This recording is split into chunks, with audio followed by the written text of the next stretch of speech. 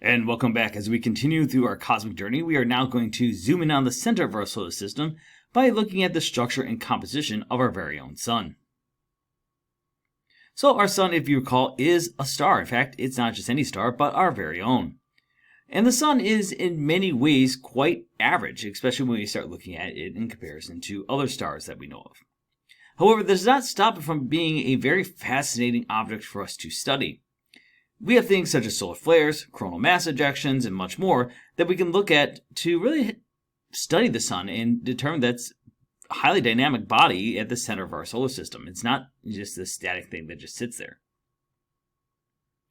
So a good way to kind of think about the sun is a big ball of gas, but it's not gas in how we might think about it.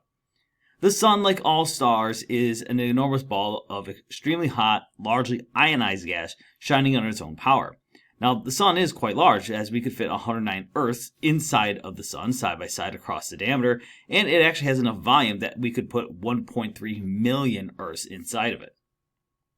Now, the sun does not have a solid surface or continents like Earth, nor does it have a solid core. When we talk about things such as like the gas giants, we theorize that there might be a possibility of a rocky core in the center.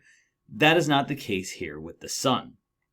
However, it does have a lot of structure, though, regardless, and it can be discussed as a series of layers. So let's look at the composition of the sun's atmosphere as we start drilling our way down. We can use a star's absorption line spectrum to really determine what elements are present within its body. And it turns out that the sun contains the same elements that we find here on Earth, but they're not in the same proportions. For example, about 73% of the sun's mass is hydrogen, and about another 25% of the mass is helium. There are all the other chemical elements that are present in the sun that we would find here on Earth, but those elements are only going to make up about 2% of our star. Now, the composition of the sun's outer layer is very different from Earth's crust, where we live. Although not like our planets, the makeup of the sun is quite typical, though, that we would find of stars in general. Remember, we said the sun is pretty average.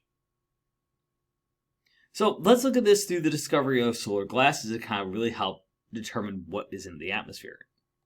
The fact that our sun and the stars all have similar compositions, are made of mostly hydrogen and helium, was first shown in a brilliant thesis in 1925 by Cecilia Payne-Kapuskin.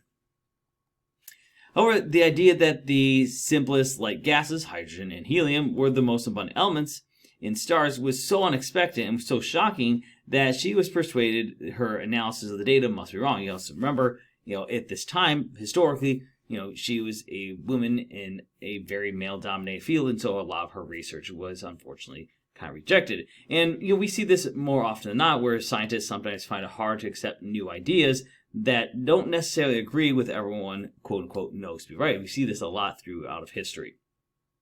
Now, everyone assumed that the composition of Earth at that time and the sun would be very similar. All right, the sun and the stars, well, they're bodies in the sky, and well, the Earth is a body in space, so therefore they have to operate very similar. They might have like a different size, they might have different properties, but they're going to be similar composition. Well, about 3 years after her thesis, other studies started coming out that proved beyond a doubt that yes, there is an enormous abundance of hydrogen and helium in the sun, and this is indeed a real finding. So let's look at those solar gases. Now, most of the elements found in the sun are in the form of atoms that are all in the form of gases. The sun is so hot, there's so much heat and pressure that nothing can really survive inside of it as a liquid or as a solid. In fact, the sun is so hot that many of the atoms that are present in it are completely ionized, and which means, if you remember, that they're stripped of one or more of their electrons. Now, this removal of electrons from their atoms means that there's a large quantity of free electrons and partially charged ions in the sun, making it a very electrically charged environment. So stuff's just floating around, buzzing around, and you have all these positive charges, all these negative charges just zipping around. And because of that, scientists call this hot ionized gas a plasma. So let's actually go and look now at the layers of the sun. So this image here shows the different parts of the sun. In it, we of course can see that the energy is being generated in the core before being transported outward by radiation and then later convection currents. So you can see we have, of course, our core right here, We have the radiative zone, so they are radiating outwards. You have the convection zone, and you can notice in the convection zone, you can see how those currents kind of more swirl as they try to transfer that heat. And of course, we have then out here the more outer layers of the sun, which we'll talk about, such as you can see we have things such as prominences, we have photosphere, the corona, chromosphere, coronal holes, etc. And these parts are atmospheric parts. So photosphere, chromosphere, corona, these are all different pieces that when we start talking about them are more typically on the outer layers of the sun. Now, we do have some other typical features that we might find, such as coronal holes and prominences, and again, we'll talk about those as well. So let's start with the core. Now, the sun's core is extremely dense and is the source of all its energy. Now, inside of that core, nuclear energy is being released. Now, the core is approximately 20% of the size of the solar interior and is thought to have a temperature of approximately 15 million Kelvin, making it the hottest part of the sun. From there, we move to the radiative zone. Above the core is a region that we refer to as radiative zone, named for the primary mode of transporting energy across it. Now, this region starts at about 25% of the distance to the solar surface and extends about 70% of the way to it. Now, the light generated in the core is transported through the radiative zone very slowly. Since the high density of matter in this region means that a photon, remember the little packet of light, cannot travel too far without encountering a particle, causing it to change direction, and when it changes direction, it also loses some energy. Then we move to the convective zone. The convective zone is the outermost layer of the solar interior. It is a thick layer, approximately 200,000 kilometers deep, that transports energy from the edge of the radiative zone to the surface through giant convection cells. The plasma at the bottom of the convective zone is extremely hot, and it bubbles to the surface where it then eventually loses heat to space. Once the plasma cools, it sinks back to the bottom of the convective zone. From there, we're going to move to the solar photosphere. Now, if we think about Earth's air, this is generally transparent, but on a smoggy day in most cities, it can become very opaque, which kind of prevents us from seeing it past a certain point. Something very similar happens here on the sun. Its outer atmosphere is transparent, allowing us to look a short distance through it. But when we try to look through the atmosphere deeper into the sun, our view is blocked. The photosphere is the layer where the sun becomes opaque and marks the boundary past which we cannot see. So it really is the last kind of layer that we could actually view into the sun. Now let's talk about the photosphere's energy. The energy that emerges from the photosphere was originally generated deep inside the sun. Now this energy is in the form of photons, which make their way slowly toward the solar surface.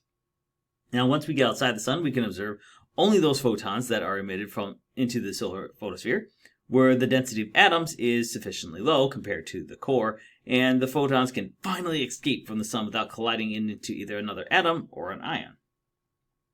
Now astronomers have found that the solar atmosphere changes from almost perfectly transparent to almost completely opaque in just over 400 kilometers. And it's this thin region that we refer to as the photosphere.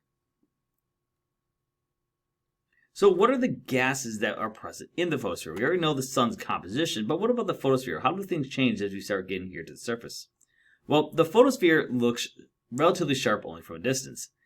If you were to fall into the sun, you would not feel any surface. As we said earlier, the sun has no surface, has no continents, but you would just sense a gradual increase in the density of the gas surrounding you. And granted, you'd probably be incinerated before this happens, but if you could somehow survive, this is what you would notice. Now, at a typical point in the photosphere, the pressure is less than 10% of that Earth's air pressure at sea level, which seems very interesting because you're like, wait, isn't the sun this giant dense thing? But you also have to remember, in the photosphere, it is actually going to be less dense. And so let's look at this and how this ends up causing the surface of our sun to actually manifest in this thing called a granulation pattern. Observation of a telescope show that the photosphere has a mottled appearance, which we refer to as granulation. Granules, which are typically anywhere from 700 to 1,000 kilometers in diameter, appear as bright areas surrounded by dark, narrow, cooler regions. The lifetime of an individual granule, though, is only about 5 to 10 minutes. There are even larger ones that we refer to as supergranules, which are about 35,000 kilometers across, and these last typically around a day, about 24 hours.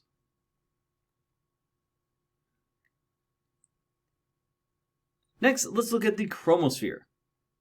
The sun's outer gases extend, of course, far beyond that of the photosphere. Because they are transparent to most visible radiation and emit only a small amount of light, these outer layers are actually very difficult to observe. Now, the region of the sun's atmosphere that lies immediately above the photosphere is called the chromosphere. Now, observations made during eclipses show that the chromosphere is about 2,000 to 3,000 kilometers thick. The reddish color of the chromosphere arises from one of the strongest emission lines in the visible part of the spectrum, the bright red line caused by hydrogen. Now, if you recall, this element dominates the composition of the sun. Now, the temperature of the chromosphere is about 10,000 Kelvin. This means that the chromosphere is actually hotter, though, than what we expected in the photosphere, which is kind of surprising to think about because you think, well, we're getting farther away. Shouldn't it be getting cooler? Because in most situations, we think, well, temperatures tend to fall as one moves away from the source of heat, and the chromosphere is farther away from the center of the sun than the photosphere is. And this gets into something interesting, which we refer to as the transition region. The increase in temperature, actually, though, is not unique just to the chromosphere, but actually extends up beyond it. There's a region in the solar atmosphere where the temperature changes from about 10,000 Kelvin to nearly 1,000,000 degrees. The hottest part of the solar atmosphere, which has a temperature of about 1,000,000 degrees or more, is referred to as the corona. Appropriately, the part of the sun where the rapid temperature rise occurs is what we refer to as the transition region, and is probably only a few tens of kilometers thick. Now, this image shows a giant ribbon of relatively cool gas threading through the lower portion of the hot corona. You'll see here the filament of this gas is made up of many kind of individual threads, as we can see here in our image. Now, scientists like to study events like this to try and really understand what heats the chromosphere and corona to high temperatures. The whiskers at the edge of the sun, so these little things kind of sticking out here, are spicules, which are jets of gas that shoot material up from the sun's surface and disappear after only a few minutes. Now, what about the corona itself? We said this is the hottest region. Well, the corona extends millions of kilometers above the photosphere and emits about half as much light as a full moon. Now, the primary reason that we don't see this light until eclipse occurs is the overpowering brilliance of the photosphere. Remember, the photosphere is pretty bright because that's where those photons can finally start escaping.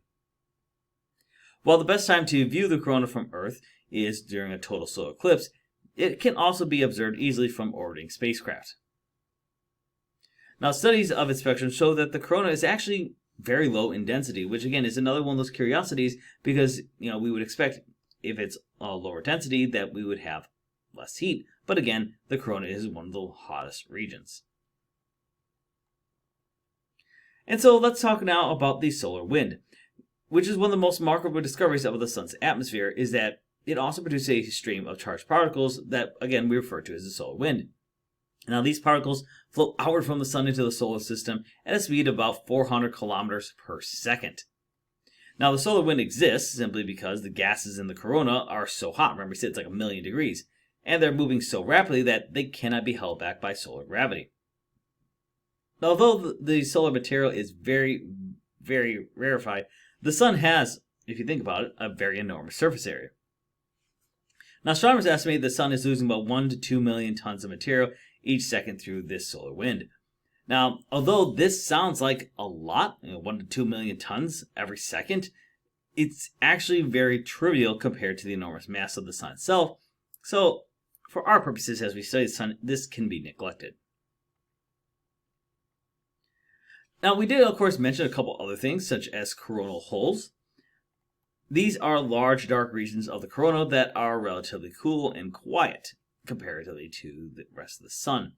Now, in these regions, magnetic field lines stretch far out into space away from the sun, rather than looping back to the surface. Now, the solar wind comes predominantly from these coronal holes, where gas can stream away from the sun into space unhindered by magnetic fields.